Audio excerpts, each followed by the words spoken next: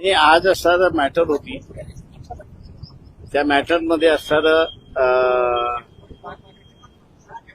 Police डिपार्टमेंटच्या affidavit, त्याच्यानंतर principal secretary home यांचा affidavit, हे दोन्ही ॲफिडेव्हिट दाखवले आणि त्यांनी कोर्टाच्या ऑर्डर्स कशा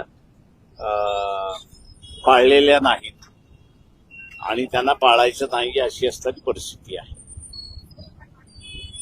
तेव्हा आमच्याकडून असणारं जे झालं त्या दोन गोष्टी झाल्या.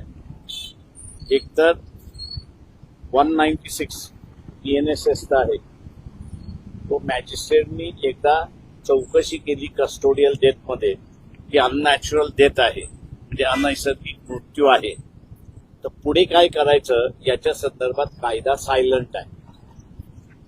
केंद्राने सुद्धा त्याच्यात दुरुस्ती केलेली नाही आणि महाराष्ट्र शासनाने सुद्धा दुरुस्ती केलेली नाही. तेव्हा कोर्टाला आम्ही असं म्हणालो की आपण ज्यांना बोलवतोय त्यांना पॉलिसी निर्णय करण्याचा अधिकार नाही, तर जी काही पॉलिसी केल्या जाते ती पॉलिसी अंमलबजावणी करण्याचा त्यांना अधिकार आहे. दुसरं, पॉलिसी जो ले डाऊन करतो सेंट्रल गव्हर्नमेंटला तर काउन्सिल ऑफ मिनिस्टर्स ही ले डाऊन करतात आणि काउन्सिल ऑफ मिनिस्टर राज्यामध्ये करतात. त्याच्यामुळे हा प्रश्न निकालीच काढायचा असेल तर दोन जणच निकाली काढू शकतात.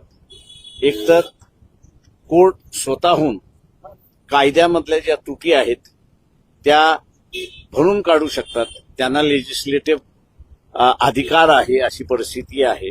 नाही तर कोर्टाला असं वाटत असेल की एक संधी आपण पुन्हा सरकारला द्यावी, तर मग या खात्याचे जे मंत्री आहेत ते या खात्याच्या मंत्र्यांना कोर्टाने बोलवावं आणि विचारावं की हा जो अपुरा कायदा आहे तो पूर्ण तुम्ही करणार आहात की नाही.